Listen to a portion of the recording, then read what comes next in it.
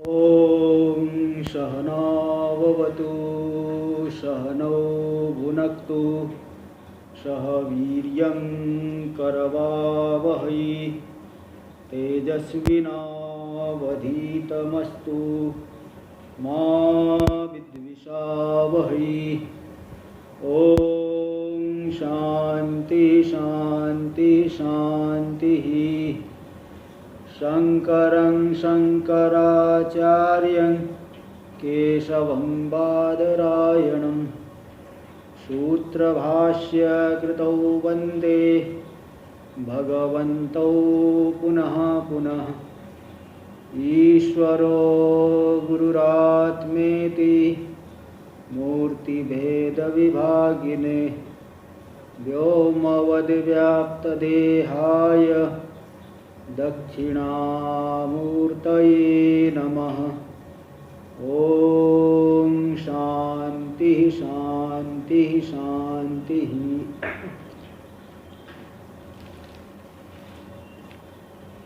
कृष्ण यजुर्वेदीय कठोपनिषद पर हम लोग विचार कर रहे हैं।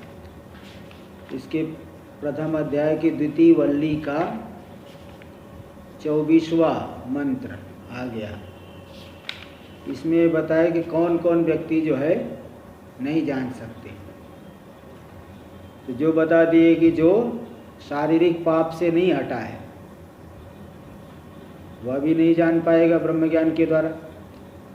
और जो अशांत है, जिसका मन जो है बहुत संसार में इंद्रिया बहुत संसार में भाग रही है, वह भी नहीं जान पाएगा। चलो इंद्रिया शांत हो गए तो भी मन असमाहित है तो भी नहीं जान पाएगा। और मन समाहित हो गया तो भी जो है सूक्ष्म वासना है, ये मांग लूँगा वो मांग लूँगा। जैसे राक्षस लोग तपस्या किए थे, लाखों वर्ष तक तपस्या किए और जैसे ही भगवान प्रकट हुए, हे भगवान अमर हो जाओ, ऐसा व्यक्ति भी ब्रह्म की प्राप्ति नहीं कर सकते। ते 24 मंत्र हो गया था। तो इसलिए उत्तम अधिकारी जो है साधन चतुष्टय संपन्न, विवेक वैराग्य समाधि सठ संपत्ति और मुमुक्षा, इनसे। हाँ जी बोलिए। हाँ 24 तक का हो चुका था, 25वां चलेगा।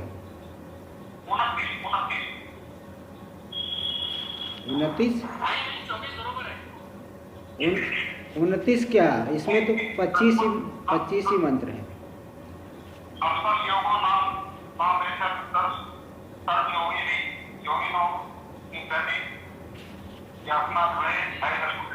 वो तो पंचदशी का आप बता रहे हो, तो पंचदशी का नहीं है तो कठोपनिषद चलेगा। आप पुस्तक बदल दीजिए। हाँ चलिए देखिए 25वां मंत्र पहले। यस्य ब्रह्म च क्षत्रं च उभे भवत ओदनः मृत्युर्यस्योपसेचनं कइत्था वेद यत्र सः। यस्य ब्रह्म च क्षत्रं च उभे भवत ओदनः। यस्य ब्रह्म से लेना ब्राह्मण और छत्र, क्योंकि ब्रह्म शब्द जो है बहुत जगह प्रणव में भी प्रयोग होता है, विशुद्ध ब्रह्म में भी प्रयोग होता है, ब्रह्मा जी के लिए भी प्रयोग होता है, ब्राह्मण जाति में भी प्रयोग होता है। तो फिर यहाँ ब्रह्म से किसको लेना है? तो एक न्याय होता है, एक युक्ति है। सहचरिता सहचरितयो हो, सहचरितस्यैव ग्रहण। सहचरित और असहचरित के बीच में सहचरित का ही ग्रहण होता है। छत्रम यानी क्षत्रिय जाति, तो उसके सहचरित होने से ब्रह्म शब्द का अर्थ ले लेना है ब्राह्मण जाति। ये क्षत्रिय जाति के साथ में ब्रह्म तो यानी ब्राह्मण जाति ही लिया जाएगा। तो क्षत्रिय जाति और प्रणव, क्षत्रिय जाति और शुद्ध ब्रह्म, क्षत्रिय जाति और ब्रह्मा जी, इनमें कोई सामंजस्य नहीं बनता है। और ब्राह्मण क्षत्रिय मतलब सनातन धर्म में मुख्य यही है। गीता में भी कह दिए कि इन दोनों के रक्षित होने से रक्षित हो जाएंगे वैदिक धर्म। ब्राह्मण क्षत्रिय को ज़्यादा महत्व दिए। तो देखो 2 नंबर टिप्पणी में भी इसलिए दे दिए। कि छत्र समविव्याहारात ब्रह्म अत्र ब्राह्मण। क्षत्रिय के साथ समव्यवहार यानी सहोच्चारण, साथ में उच्चारण होने से ब्रह्म शब्द से यहाँ ब्राह्मण को लेना मंत्र में। तो यस्य ब्रह्म च क्षत्रम च, तो ब्राह्मण और क्षत्रिय ले लिए, वैश्य और शूद्र कहाँ गए भाई, उनको क्यों नहीं लोगे? तो बोले नहीं, उनको उपलक्षण विधेया ले लेना है, केवल उनको ही नहीं, पूरे के। कौन सा न्याय बोला आपने, कौन सा न्याय?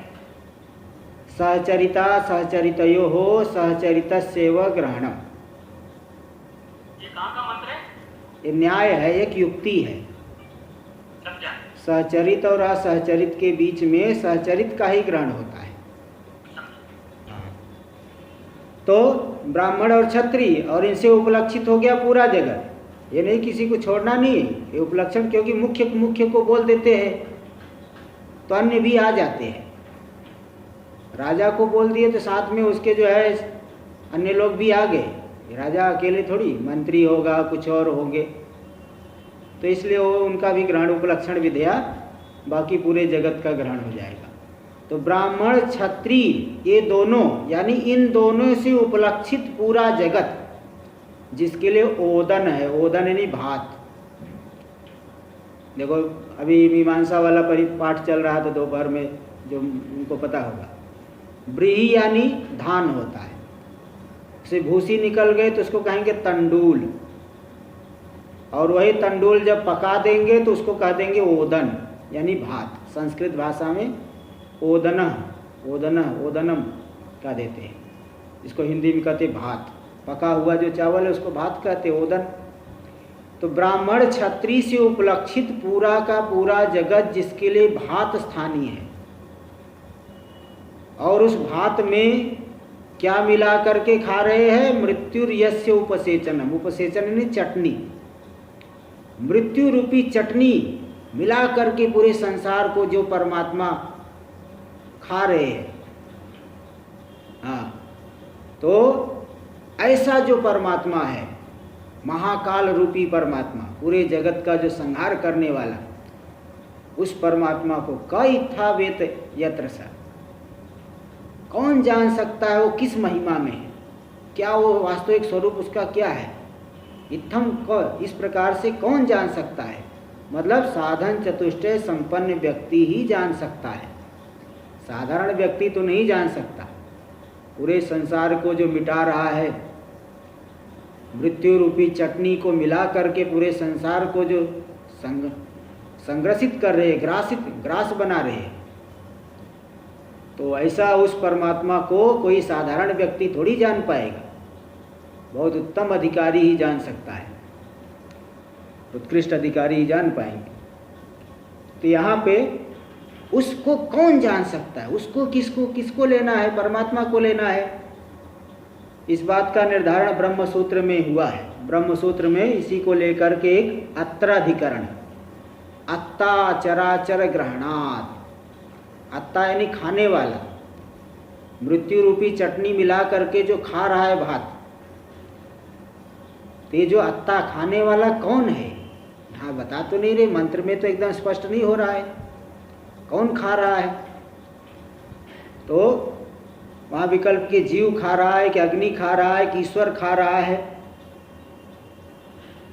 तो कुछ पूर्व पक्षी कहेगा जीव खाएगा, जीव ही तो खाएगा, परमात्मा तो भोक्ता नहीं है। अनशनन अन्यो अभिचा कसीथि, हाँ, अनशनन अन्यो अभिचा द्वा सुपर्णा सयुजा सखाया, जो मुंडक में आया, एक शरीर रूपी वृक्ष पे दो सुंदर पक्षी जो है निवास कर रहे हैं, उसमें से एक तो स्वादु कर्म फल का भोग करता है, और जो दूसरा है साक्षी ईश्वर, साक्षी भाव में स्थित है, वो केवल देखते रहता है। ईश्वर तो खाएगा नहीं, ईश्वर तो भोक्ता है नहीं, ईश्वर तो केवल देखते रहता है। इसलिए जीव को लेना चाहिए, क्योंकि स्वादु अत्ति ऐसा श्रुति में मुंडक में आया है, इसलिए खाने वाला जीव है, ऐसा पूर्व पक्षी कहा। दूसरा पूर्व पक्षी, हाँ जी बोलिए। हाँ बोलिए। यहाँ ये कटाक्ष तो नहीं कि ब्राह्मण क्षत्रिय को भात बना के खा लेता है, लेकिन साधन चतुष्टय वाला जो है उसको जान सकता है। तो ये ब्राह्मण क्षत्रिय साधन चतुष्टय वाला होगा तो क्या ऐसा कैसा क्यों कहा गया? अरे बोल रहे जी, पूरे संसार को संहार करने वाला जो परमात्मा है उसको साधारण व्यक्ति नहीं जान सकता। हाँ, साधन चतुष्टय वाला जान सकता है ना। हाँ तो साधन चतुष्टय में तो ब्राह्मण और क्षत्रिय तो आएगा ही। और हाँ हाँ, तो साधन चतुष्टय वाले हैं तो कोई भी जान लेगा, वो तो कोई भी है, चाहे ब्राह्मण क्षत्रिय हो, कोई भी हो जान लेगा।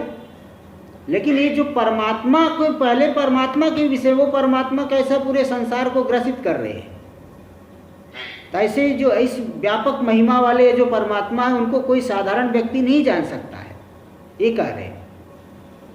तो मतलब साधारण ब्राह्मण क्षत्रिय को लपेटा और सबको छोड़ा। नहीं, लपेटा नहीं, पूरे संसार को ले लिए भाई। उपलक्षण विधेय बता दिया हूँ, क्या बात कर रहे हैं आप। ठीक है। हाँ, अभी बता तो दिया। तो पूर्व पक्षी कहेगा जीव को लेना चाहिए, दूसरा पूर्व पक्षी कहेगा नहीं, वाहनी को लेना चाहिए, क्योंकि अग्निरन्नादा ऐसी भी श्रुति आई है।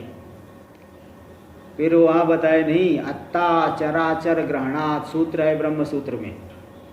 अत्ता से परमात्मा को ही लेना है, क्योंकि चराचर, पूरा चराचर जगत को यहाँ पे भोज्य रूप से लिया गया, ओदन रूप से कहा गया। ब्राह्मण क्षत्रिय से उपलक्षित पूरा संसार जो है भोजन स्थानीय है, तो पूरे संसार को कौन ग्रसित कर सकता है? परमात्मा ही खा सकता है, ग्रसित कर सकता है। और दूसरी बात क्या है कि नचिकेता ने तो ब्रह्म के विषय में प्रश्न किया है, तो परमात्मा का ही कथन हो रहा है, जिसका प्रकरण है उसी को लेना चाहिए। फिर ये शंका होगी कि ईश्वर तो भोगता नहीं है, ईश्वर कहाँ भोग करता है? बोले नहीं, ये जो संहार कर रहे जगत को वही अत्रिता है। संहार की बात यहाँ ये संहार ही अत्रिता है, संहार ही मतलब संहार कर रहे यही खा रहे हैं, और दूसरा क्या खाना लोग। तो इस तरह से आया है। चलिए देख लीजिए। तो भाष्य में पहले एक पंक्ति, भाष्य में देखिए, यस्तु अनेवम भूतो, जो इस प्रकार का नहीं है। देखो टीका में इसका अन्वय करके दे, यस्तु अनेवम भूतो, यानी अनेवम भूत मतलब उक्त साधन संपन्नो न भवत। उक्त साधन संपन्न वैराग्य आदि विवेक वैराग्य आदि से जो संपन्न नहीं है, स कथम वेद इति संबंध, वह कैसे परमात्मा को जान सकता है? वो नहीं जान सकता। अब भाष्य में आ जाइए, यस्य आत्मनो ब्रह्म च छत्रं च, यानी ब्रह्म क्षत्रे, ब्राह्मण जाति क्षत्रिय जाति, इन्हीं को क्यों लिए? क्योंकि मुख्य रूप से तो यही है ना, यही बड़े है। सनातन धर्म में तो यही बड़े माने जाएंगे। सर्वधर्म विधारक, क्योंकि सभी धर्मों को ये धारण करते हैं। 3 नंबर टिप्पणी में सर्वधर्म विधारके, सर्वे ये वेदोक्त धर्मास, संपूर्ण जो वेद में कहे गए धर्म है, तेसाम उपदेश आदिना धारके, उपदेश और पालन आदि के द्वारा जो धारण करने वाले हैं। तो अन्यत्र धर्माद इत्यनेन कटाक्षितम भवति, अन्यत्र धर्माद, हाँ अन्यत्र धर्माद तो इसके द्वारा कटाक्षित हो गया। तो वहाँ पे मतलब अन्यत्र धर्माद इत्यनेन कटाक्षितम भवति, तो मतलब क्या हुआ कि जो धर्म से भी नहीं, ब्राह्मण क्षत्रिय तो धर्म का पालन करने वाले हैं, लेकिन ये जो तत्व है वो तो धर्म से भी भिन्न है, अधर्म से भी भिन्न है। तो इसलिए यहाँ इसके द्वारा कटाक्षित हो गया। मतलब ये यहाँ ब्राह्मण क्षत्रिय तो सभी धर्म के धारण करने वाले, और वो जो है वो अलग ही है, इनसे अलग, सबका अधिष्ठान है, ये कटाक्षित हो गया। भाष्य में देखिए, तो सर्वधर्म विधारके अपि, ब्राह्मण क्षत्रिय जो सभी धर्म का धारण करने वाले हैं, ऐसा होने पर भी सर्व त्राण भूते, जो सभी के त्राणभूत, सभी के रक्षक है, पालक है, पूरे संसार का धर्म का धारण करके रक्षा करते हैं। तो उभे, तो दोनों कैसे है? ओदनो असनम भवता, ओदन हो जाते हैं, असन भोजन स्थानीय हो जाते हैं। तो यहाँ पे केवल ब्राह्मण क्षत्रिय नहीं लेना है, पूरे संसार को ही लेना है। उपलक्षण विधेय ये ब्रह्म सूत्र आदि में आया है, पूरा संसार ही उनको ले लेना है। उपलक्षण विधेय ब्राह्मण क्षत्रिय मुख्य है तो उनको लिया गया, और जो है अन्य सभी को पूरे संसार इनके द्वारा उपलक्षित हो रहा है। तो सर्वहरोपि मृत्यु, सबका हरने वाला जो मृत्यु है, वह यस्य उपसेचनम इव, जिसके लिए चटनी के समान है, उपसेचन के समान है। औदनस्य असनत्वेपि अपर्याप्त है ना, ओदनस्य असनत्वेपि उपसेचनम ही ओदनस्य, उपसेचनम ही ओदनस्य, उस चावल के लिए उपसेचन के समान है मृत्यु, चटनी के समान है मृत्यु। यानी असनत्वेपि असमर्थ, वो असन भोजन के लिए भी वो समर्थ है, मतलब बिल्कुल थोड़ा सा है। कहावत है ना हिंदी, ऊँट के मुंह में जीरा, ऊँट के मुंह में कुछ जो है थोड़ा सा एक डाल दो जरा सा तो उसको कुछ मालूम नहीं पड़ता है। ऐसे थोड़ा सा भोजन के लिए भी वो असमर्थ नहीं, वो तो चटनी के बराबर है मृत्यु। देखो टीका में दे दिया, असनत्वेपि अपर्याप्त, असनत्वेपि असमर्थ, शाक स्थानीय इत्यर्थ। वह मृत्यु हो गया शाक स्थानीय, वो पूरा भोजन स्थानीय भी नहीं। तो ऐसा तम, तो मृत्यु जिसके लिए ओदन चटनी स्थानीय शाक स्थानीय हो गया, और पूरा संसार जिसके लिए ओदन भात भोजन स्थानीय हो गया, तो तम उस परमात्मा को प्राकृत बुद्धि रे, प्रकृति संबंधी बुद्धि वाला, विषयी पुरुष, विषयों में जिसकी बुद्धि है, यथोक्त साधन रहित, यथोक्त जो साधन चतुष्टय है उससे जो रहित है, सन ऐसा होते हुए, क इत्था इत्थम एवं, इस प्रकार से कौन जान सकता है साधन रहित, यानी यथोक्त साधनवान इव, साधन चतुष्टय संपन्न व्यक्ति के समान साधारण व्यक्ति कौन जान सकता है।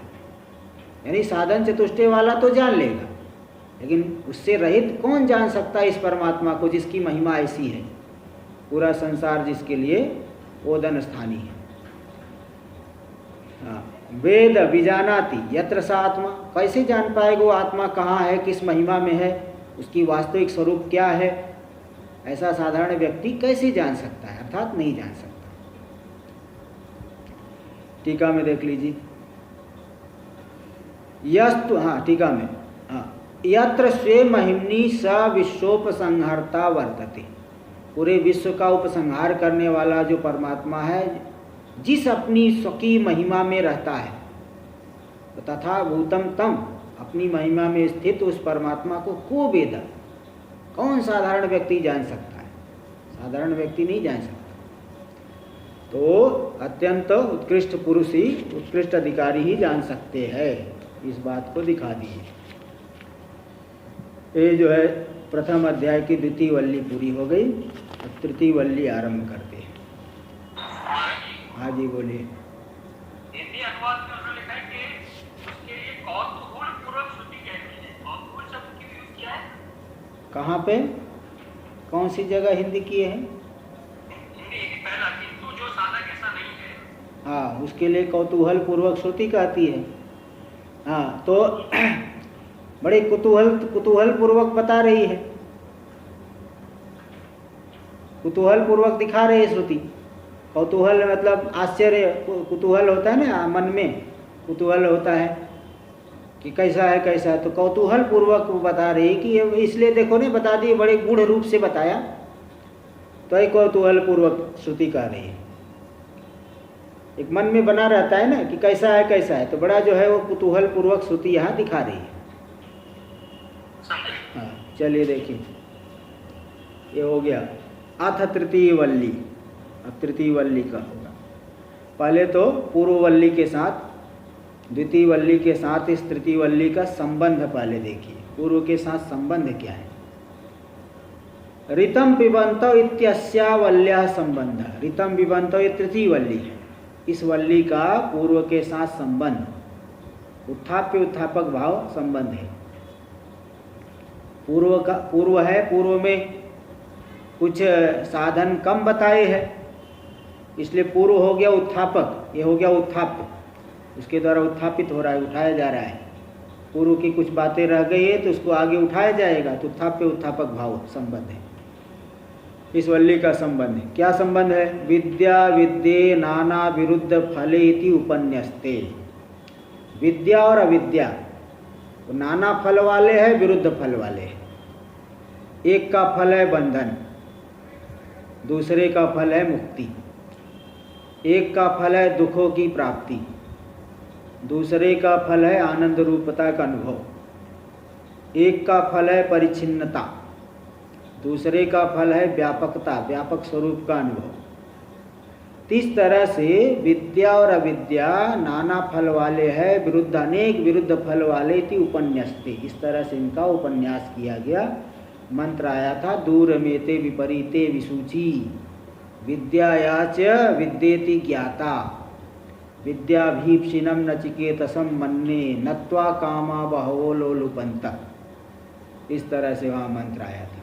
तो उनमें विपरीत एकदम दिखाया गया, दोनों को बहुत विपरीत है। तो न तो सफले ते यथावत मीड़ीते, किंतु फल के सहित ठीक ठीक प्रकार से पूरी तरह से उन दोनों का निर्णय नहीं कर पाए, अभी कुछ बाकी रह गया है। इसलिए तन निर्णयार्थ, उसका निर्णय करने के लिए रथ रूपक कल्पना, आगे रथ रूपक कल्पना दिखाएंगे। अभी देखो वही तीसरे मंत्र से आत्मानम रथिनम विद्धि शरीरम रथमेवतु। एक रथ रूपक, जैसे लोक में रथ के माध्यम से गंतव्य की प्राप्ति करते हैं, तो वहाँ पे रथ के लिए कई चीज़ें चाहिए। उस रथ रूपक की कल्पना के माध्यम से गंतव्य क्या है, गंता कौन है, कौन ठीक गंता है, कौन ठीक गंता नहीं है, किसको जो है दुख मिलेगा, कौन सुखी होगा, किसको संसरण की प्राप्ति होगी, कौन मुक्त होगा, ये रथ रूपक कल्पना अभी करेंगे तीसरे मंत्र से। तो इसलिए उस सफल विद्या और अविद्या के निर्णय के लिए रथ रूपक कल्पना होगी। तथा च प्रतिपत्ति सौकर्यम, ऐसा करने से क्या होगा, प्रतिपत्ति यानी ज्ञान में सरलता, सौकर्यम सुकरता, सरलता होगी, जानने में बड़ी सरलता हो जाएगी, सुकरता हो जाएगी, सरलता, बड़े सरलता पूर्वक। थोड़ा उपमा दे करके जब बताते हैं तो सरलता हो जाती है समझने में। देखो टीका में दे दिए रथ रूपक कल्पना थी प्रसिद्ध रथ सादृश्य कल्पना। प्रसिद्ध जो रथ है उसके सादृश्य की कल्पना के द्वारा विद्या और अविद्या का फल के साथ निर्णय किया जाएगा। भाष्य में एवं च प्राप्य गंत्री गंतव्य विवेकार्थम द्वाव आत्मान उपन्यस्यते। इस तरह से प्राप्ति, यहाँ प्राप्ति क्या है, प्राप्ति मतलब प्राप्त करने वाला जीव। प्राप्य कौन है, परमात्मा। प्राप्ति का मतलब सीधे यही ले लेना कि ब्रह्म रूप से अवस्थित हो जाना, यही वो प्राप्ति करेगा जीव, और प्राप्य हो गया ब्रह्म स्वरूप। गंत्री गंतव्य, गंता कौन है, गंतव्य कौन है, उसके विवेक के लिए प्राप्ता प्राप्तव्य गंता गंतव्य, तो इसका विवेक करने के लिए दो आत्मानो उपन्यास्यते, दो आत्माओं का उपन्यास कथन किया जा रहा है, वर्णन किया जा रहा है। आरंभ में ही दो आत्मा यहाँ दिखा रहे हैं। प्रथम मंत्र में देखिए। महाराज जी, हाँ जी, प्राप्ति और गंत्री तो एक ही है, तो दो बार क्यों यूज किया है, प्राप्य और गंतव्य? हाँ, प्राप्ता मतलब वहाँ दिए है कि प्राप्ति का मतलब टिप्पणी 3 नंबर टिप्पणी देख लीजिए, दे दिए, अंतर दिखाए है।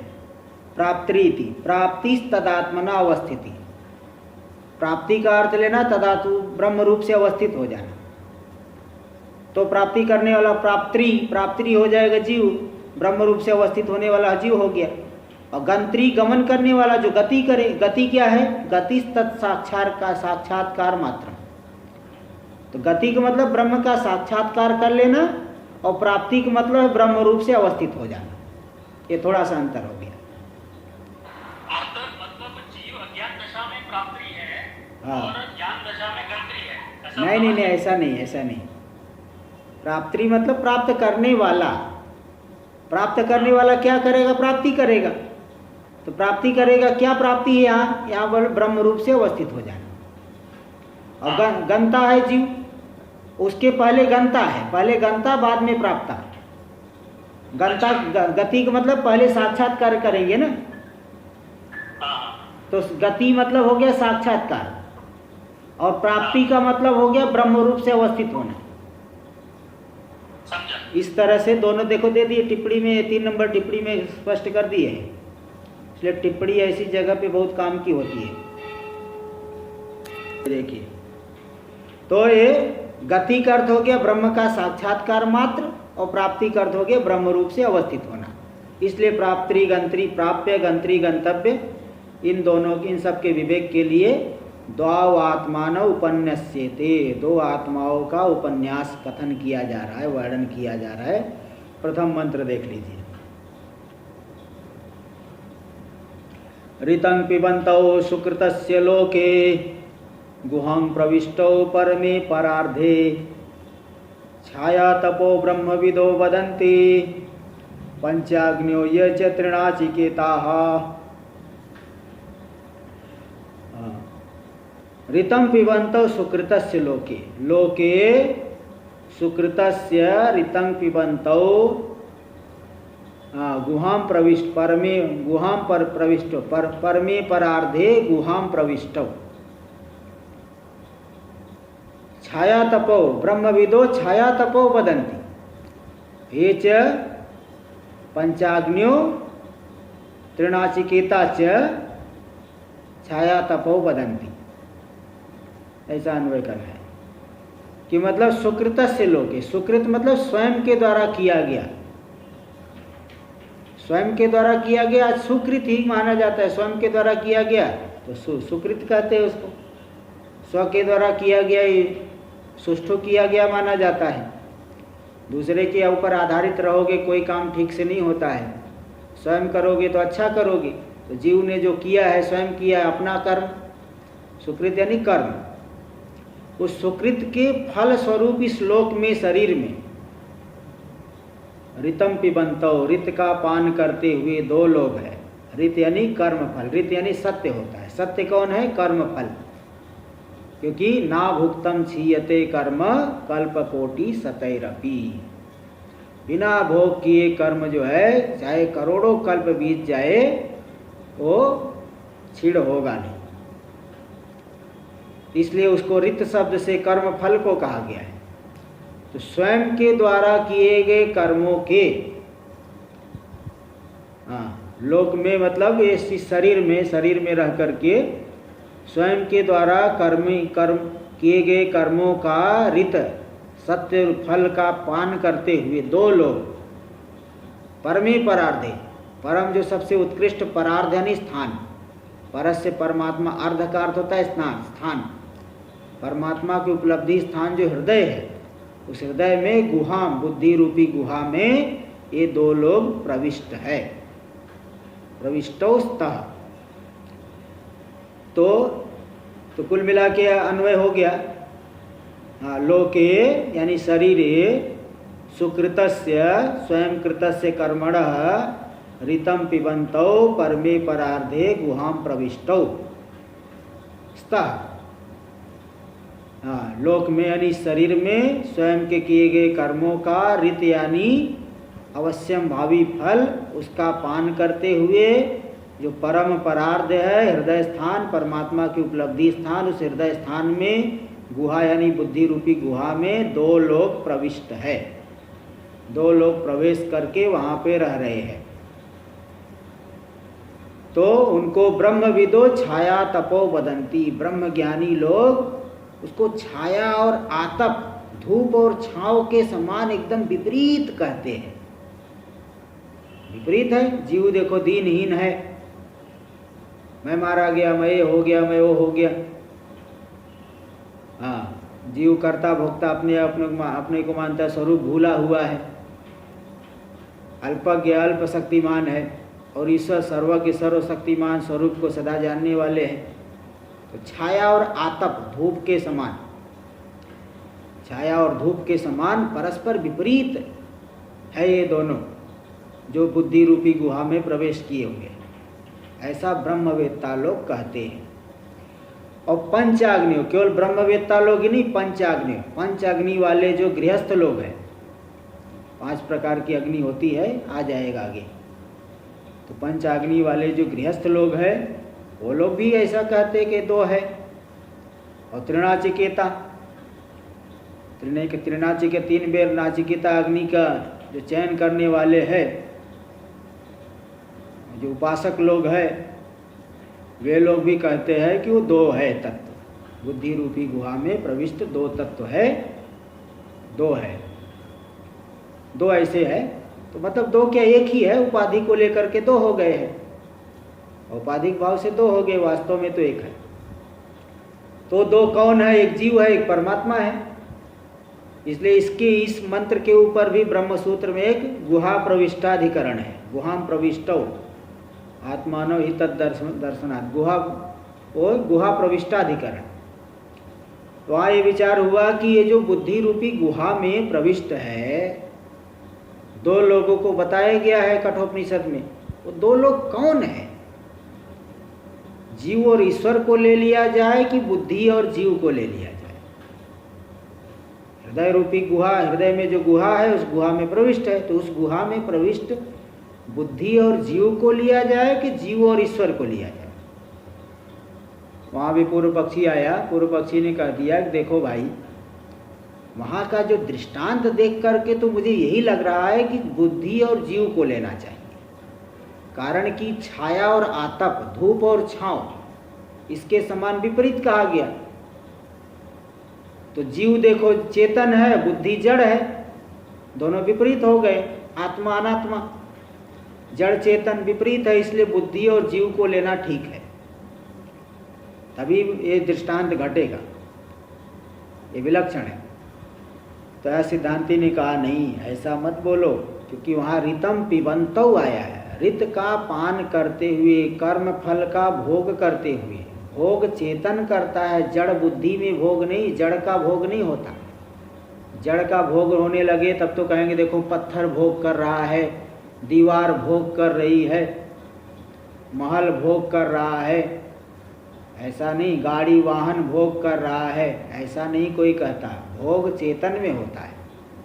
इसलिए पिबंतो, पान करते हुए, कर्म फल का भोग करते हुए, ऐसा आया है, 2 वचन आया है, इसलिए दोनों चेतन ही लेना पड़ेगा। और 2 चेतन कौन है? जीव और ईश्वर।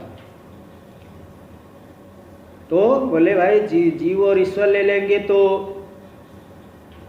वहाँ कैसे घट पाएगा? ईश्वर तो भोग नहीं करता है, जीव ही भोग करता है। तो वहाँ बोले छत्री न्याय से कह दिया गया है। छत्री न्याय क्या है? 3-4 आदमी जा रहे, एक छाता लिया है, बाकी बिना छाता वाले हैं। कहते कि तो छत्रिणो यान्ति, छत्रीधारी जा रहे हैं।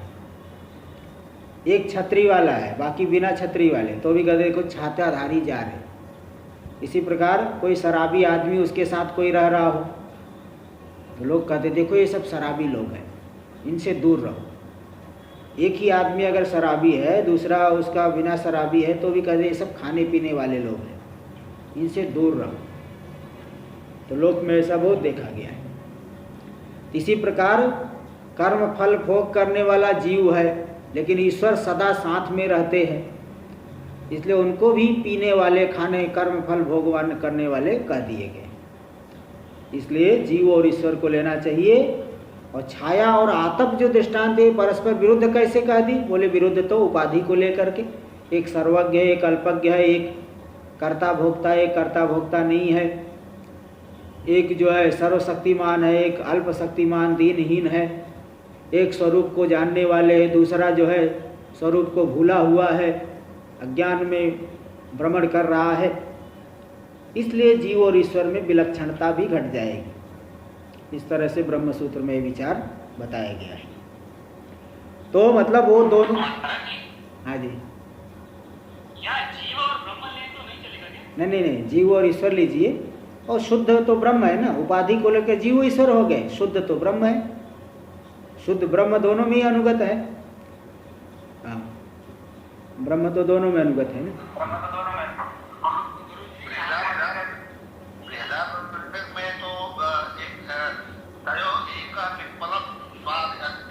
हाँ, मुंडक में भी है। मुंडक में, हाँ, तो वहाँ क्लियर है बात। हाँ, तो वही मतलब उपाधि को लेकर के दो भाव कर दिए, वास्तव में दोनों में एक ही तत्व है, कोई अलग नहीं है। तो देखिए ये सब आ गया, आगे देख लो। हाँ जी बोल। हाँ अरे प्रसंग के अनुसार लिया जाता है शुक्ला जी, प्रकरण देख के लिया जाता है। वहाँ तो रितम यानी जो सत्य क्या है, रित क्या है, जो शास्त्र में कहा गया है रित है, उसको हम पालन करेंगे तो सत्य हो गया। यही अंतर। अभी प्रसंग देखिए, रित का पान कर रहे हैं तो ये कर्म फल यहाँ लेना पड़ेगा जो अवश्यम भावी है, प्रकरण के अनुसार अर्थ लिया जाता है। चलिए देखिए, भाष्य में देखिए, रितम यानी सत्यम। कौन लोगे सत्यम? तो बता दिया, ना भुक्तम क्षीयते कर्म कल्प कोटि सतैरपि। करोड़ों कल्प बीत जाए तो भी कर्म बिना भोग किए क्षीण नहीं हो सकता। या तो ज्ञान प्राप्ति कर लो, नहीं तो बिना भोग किए क्षीण नहीं होगा। तो इसलिए रितम यानी सत्य हो गया, यानी अवश्यम भावित्वात्, अवश्यम भावी है, वो फल मिलेगा ही कर्म जो किए है कोई भी। इसलिए रितम का अर्थ हो गया कुल मिला के कर्म फलम।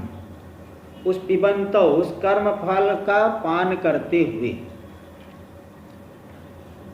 तो एकस तत्र कर्म फलम पिबत, एक तो कर्म फल का पान करता है, भूंगते भोजन करता है, मतलब सुख दुख का अनुभव करता है, नेतर, किंतु ईश्वर पान नहीं करते क्योंकि वो धर्माधर्म से रहित है।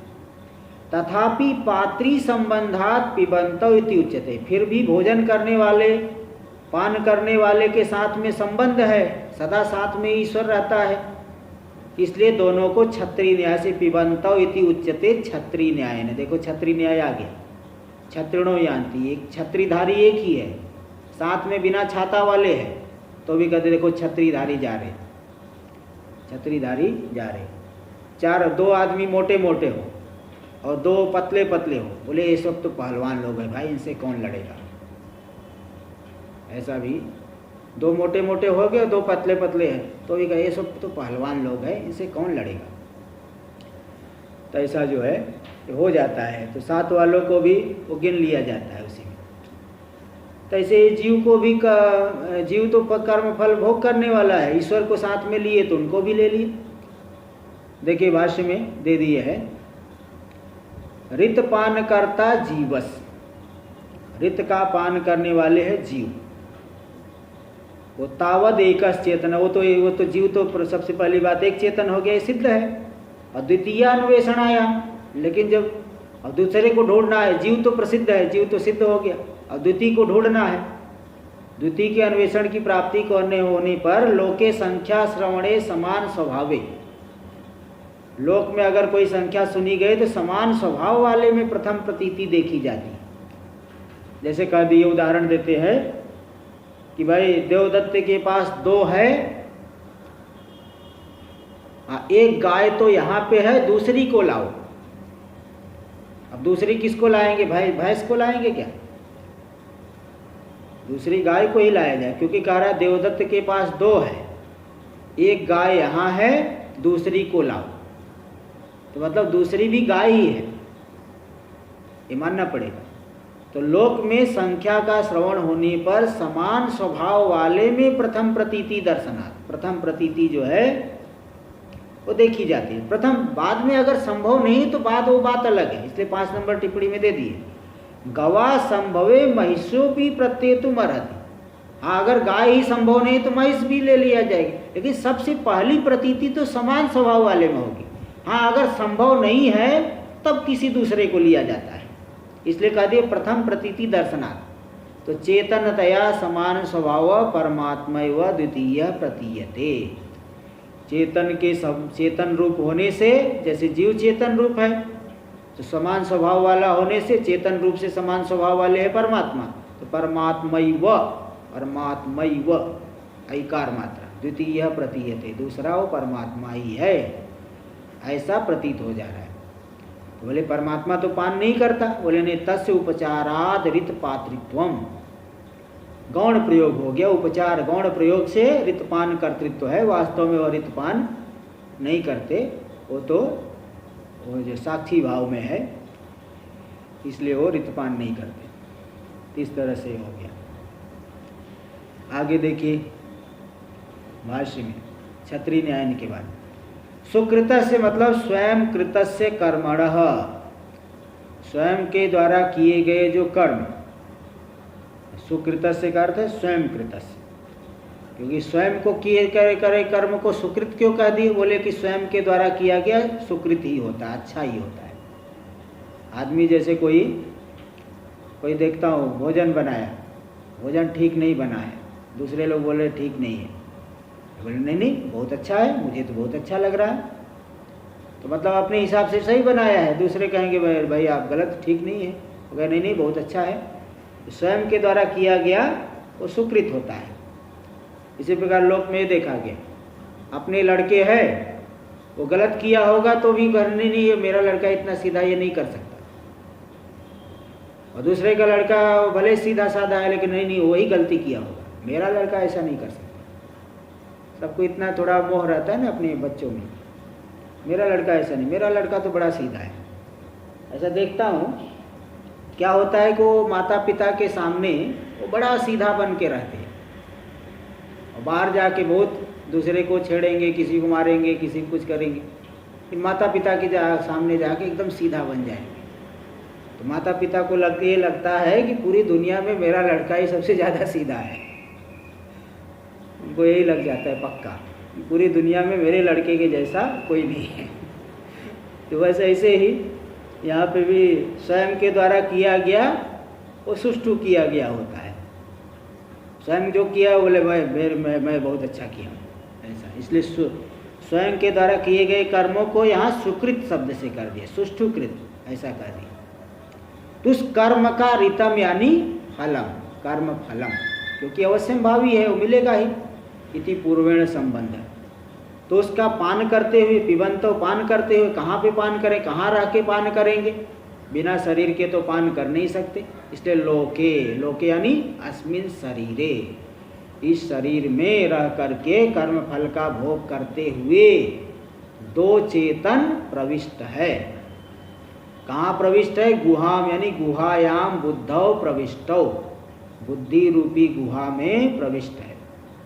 बुद्धि को गुहा क्यों कहते हैं? क्योंकि जैसे गुफा होती है, गुहु संवरणे धातु से गुहा शब्द बनता है। संवरण यानी ढकना, आच्छादित होना। किसी बुद्धि में ही सब प्रमात्री प्रमेय ज्ञाता ज्ञान ज्ञेय पूरी त्रिपुटी जो है बुद्धि में ही छुपी हुई है। मन ही जो है, मन समाहित नहीं है तो पूरा संसार है, मन समाहित हो गया संसार भाव फिर बाधित हो जाता है। तो बुद्धि में ही पूरा जो है संसार घुसा हुआ है, छुपा हुआ है, त्रिपुटी छुपी हुई है, इसलिए बुद्धि को गुहा शब्द से कह देते हैं। और गुहा शब्द की विशेष रूप से व्युत्पत्ति आपको तैत्तरीयोपनिषद में बताया जाएगा। हाँ, तैत्तरीयोपनिषद में वहाँ भाष्य में अच्छा चर्चा हुआ है गुहा शब्द को लेकर। तो गुहा में नहीं, गुहायाम बुद्धौ प्रविष्टौ, बुद्धि में प्रविष्ट है, दो चेतन है। और बुद्धि वो गुहा कहाँ पे है? हृदय में है। उसके लिए दिया गया परमे परार्धे मंत्र में। तो परमे को क्यों कहा? बाह्य पुरुषाकाश संस्थानापेक्षया। परम बाह्य पुरुषाकाश, बाह्य पुरुष हो गया शरीर, शरीर के भीतर जो आकाश है, आकाश प्रदेश, देह में आश्रित जो आकाश प्रदेश है, उस आकाश की प्रदेश की अपेक्षा जो बुद्धि में आकाश प्रदेश है वह बहुत उत्कृष्ट है, इसलिए उसको परम कह दी, क्योंकि परमात्मा की उपलब्धि का स्थान है। देखिए इसका टीका में दिए, बाह्य पुरुषाकाश संस्थानम यानी देहाश्रय आकाश प्रदेश, देह में आश्रित आकाश प्रदेश। 2 नंबर टिप्पणी भी देख लीजिए और भी अच्छा मालूम पड़ जाए। बाह्यो या पुरुषाकाश तत्संस्थान, बाह्य जो पुरुषाकाश है शरीर के भीतर का आकाश, उसका संस्थान यद्वा बाह्य पुरुषो देह, बाह्य पुरुष से ले लीजिए देह।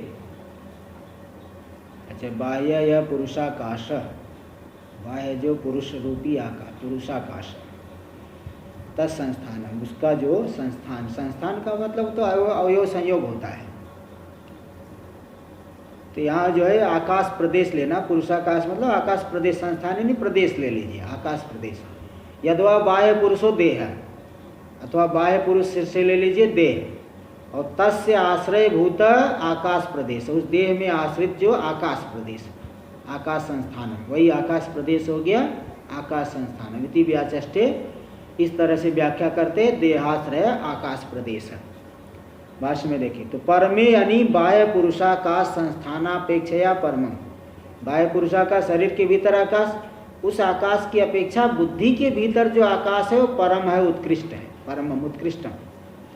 भाष्य में आगे परस्य ब्रह्मणो अर्धम, अर्धम देखिए पर परार्धे आया है, परार्ध मतलब पर ब्रह्म का जो अर्ध यानी स्थानम, पर ब्रह्म की उपलब्धि का स्थान है बुद्धि रूपी गुहा, पर ब्रह्म उसमें उपलब्ध होते हैं।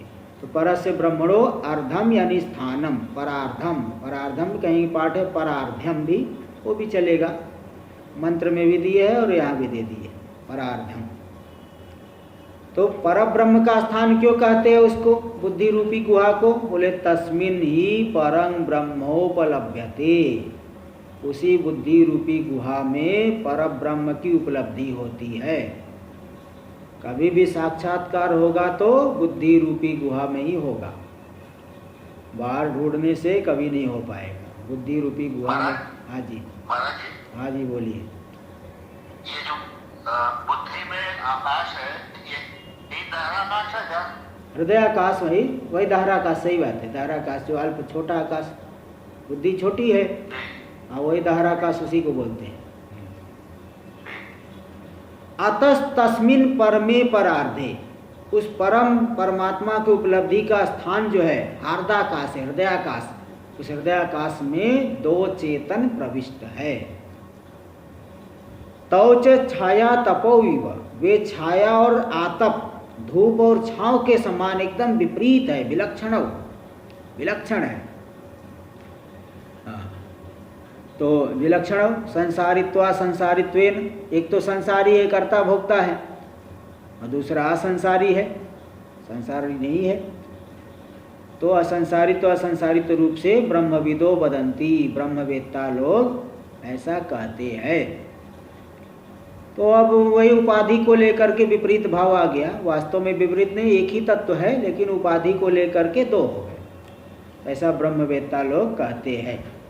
और गीता में भी अहम आत्मा गुडाकेश ईश्वर सर्वभूतानां हृदय से अर्जुन तिष्ठति, सभी प्राणियों के हृदय में ईश्वर जो है रहता है, ब्राह्मण सर्वभूतानि, सभी भूतों को भ्रमित कराते हुए, नाना प्रकार की प्रेरणा दे करके लगाते हुए, नियमन करते हुए विद्यमान रहते हैं।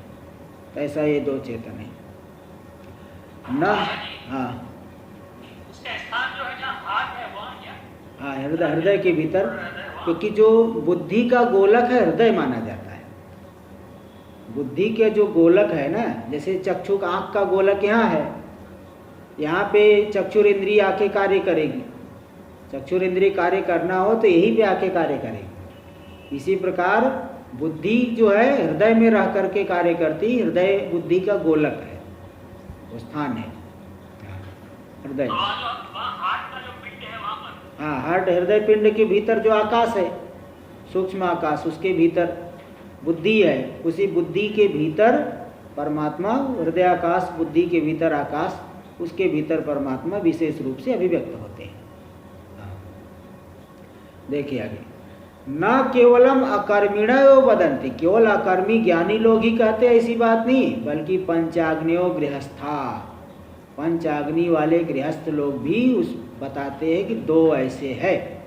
देखिए टीका में पंचाग्नि क्या है, देखो यहाँ पे नाम आ गया है पांचों अग्नियों का, गारहपत्यो, दक्षिणाग्नि, आहवनी, दक्षिणाग्नि, राहवनीय, सभ्य, आवसथ्यश्च, इत्येते पंचाग्नियो येषां ते तथोक्ता। ये पांच अग्नियां हैं जिनकी, ऐसे पंचाग्नि वाले गृहस्थ लोग। गारहपत्य अग्नि, देखिए क्या होता है, जब विवाह हो गया, पहले की परंपरा थी, आजकल तो अब नहीं रखते, तो गारहपत्य पहले जब विवाह हुआ, गुरुकुल में अध्ययन करके आए, अध्ययन करके समझ लीजिए 25 साल की आयु तक अध्ययन करके, मतलब 11 अलग अलग आयु है। ब्राह्मण 8 साल में जाएंगे, 8 साल में यज्ञोपवीत, क्षत्रिय का 11 साल, वैश्य का 12 साल, वैश्य बालक 12 साल की आयु में यज्ञोपवीत हुआ। फिर गुरुकुल में अध्ययन किए, अध्ययन करके वो 25 साल की आयु तक वहाँ रह के, मतलब 12 साल तक कम से कम अध्ययन किए, करके आए घर में, तो 6 महीने के अंदर विवाह करेंगे। विवाह करने के बाद एक पुत्र हुआ, उसके बाद ही अग्निहोत्र आदि आरंभ कर देंगे। तो अग्निहोत्र जब पहले अग्नि का आधान करेंगे, तो अग्नि का आधान कर दिए तो उसमें एक कुंड का नाम है गार्हपत्य, अग्नि का कुंड। गृहपति, गृहपति जो है अग्नि का आधान करेंगे, तो गृहपति संबंधी अग्नि हो गई गार्हपत्य अग्नि। गृहपति गृह के स्वामी, उस संबंधी अग्नि गार्हपत्य अग्नि। गृहस्थ तो मतलब वो ये गार्हपत्य कुंड में सदा अग्नि जो है रहेगी, उसको दबा के रखेंगे, अग्नि सदा रहेगी, कभी बुझेगी नहीं, उसको बुझने नहीं देंगे। और जब उसको हवन करना है, होम करना है, तो वहाँ से अग्नि निकाल करके आहवनी कुंड एक होता है, उस आहवनी कुंड में होम करेंगे। और तीसरी दक्षिणाग्नि कुंड, उस हवि को पकाने के लिए दक्षिणाग्नि कुंड होता है, जिसको अन्वाहार्य पचन शब्द से भी कहा जाता है। ये 3 वैदिक अग्नि हो गए। और सभ्य और आवसत्य, ये जो है लौकिक अग्नि है जिसमें भोजन आदि पकाते हैं। ये 2 अग्नि, सभ्य और आवसत्य। आवसत्य यानी गृह संबंधी जो अग्नि है आवसत्य अग्नि। तो ये सभ्य और आवसत्य दो लौकिक अग्नि है, और गार्हपत्य दक्षिणाग्नि और आहवनी ये वैदिक अग्नि है। इत्तेते पंचाग्नियो ये शाम, ते 5 अग्नियां है जिन गृहस्थों की, ते तथोक्ता, वे पंचाग्नि वाले गृहस्थ हो गए। हाँ, वो जो चिता की अग्नि का कहाँ से, उसी में से किसी से लेते हैं ना, तीनों में से। हाँ, चिता के अग्नि फिर वो वहीं से निकाल के दक्षिणाग्नि से वो लेके जाएंगे, फिर वहाँ पे वहाँ वो लेके जाएंगे, फिर वो तो वहाँ से अग्नि लेके जाएंगे, फिर उसकी विधि तो अलग है। हाँ, वहाँ से लेके जाके फिर वहाँ प्रज्वलित करेंगे। और फिर आगे भाष्य में देखिए, ये च तृणाचिकेता, जो तृणाचिकेत अग्नि का अनुष्ठान करने वाले, त्रिकृतो नाचिकेतो अग्निश्चितो यही, 3 बार नाचिकेत अग्नि का जिन्होंने ये चयन किया है, पेज नंबर 20 पे आ चुका है। तो ते तृणाचिकेता, तो 3 वो कई प्रकार से अर्थ वहाँ किए थे। तो वे लोग भी कहते हैं कि शरीर के भीतर ये उपाधि को लेकर के 2 चेतन है, एक जो है पान करने वाला और दूसरा नहीं। टीका में देख लें, द्यू पर्जन्य पृथ्वी पुरुष योषित्सु अग्नि दृष्टि ये कुर्वते। द्यू पर्जन्य पृथ्वी पुरुष और योषित, जो अनग्नि में अग्नि दृष्टि, पंचाग्नि विद्या आता है छांदोग्य में। तो द्यू में अग्नि दृष्टि करेंगे, पर्जन्य में अग्नि दृष्टि, पृथ्वी में, पुरुष में, योषित में, इन अनग्नि में अग्नि दृष्टि करके वो पंचाग्नि उपासना जो करते हैं, ये कुर्वते अग्निहोत्र आदि कारिण ते वा पंचाग्नि, अथवा उनको पंचाग्नि शब्द से ले लेना, जो उपासना करने वाले उपासक लोग हैं। तो इस तरह से तो कुल मिला के यहाँ क्या आ गया कि ब्रह्मज्ञानी लोग भी उसको, उन दोनों को कहते हैं चेतन को, कर्मी लोग भी उनको कहते हैं, और उपासक लोग भी 2 चेतन को कहते हैं। अब इसमें एक गंतव्य है और एक गंता है, ये सब आगे बताया जाएगा, इसका विचार हम लोग कल से करेंगे। हाँ जी, बुद्धि और हृदय को समानार्थी मान सकते हैं? समानार्थी नहीं, गोलक है ना, गोलक। भाई देखिए, बुद्धि और हृदय को एक ही कह सकते हैं ना? नहीं, बुद्धि हाँ सही गा, बुद्धि तो बुद्धि में, तो बुद्धि तो अगर चर्म पिंड को ले रहे हो तो बुद्धि और हृदय एक ही, लेकिन बुद्धि या तो इंद्री को लेंगे ना तो अलग हो गया। फिर अगर इंद्री को लेंगे तो अलग हो गया। यहाँ भी देखिए व्यधिकरण प्रयोग किए हैं, हृदय में जो बुद्धि है उस बुद्धि रूपी गुहा में 2 चेतन प्रविष्ट है। ये सामानाधिकरण प्रयोग नहीं, व्यधिकरण है। हाँ, अलग अलग लेना।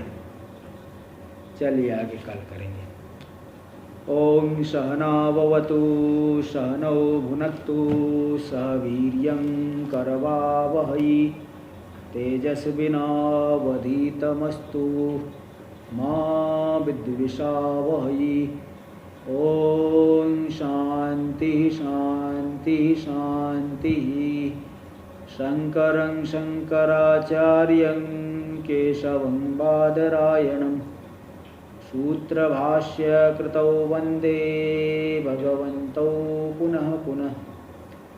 ईश्वरो गुरुरात्मेति मूर्तिभेद विभागिने व्योमवद्व्याप्तदेहाय दक्षिणामूर्तये नमः। ओम शांति शांति शांति।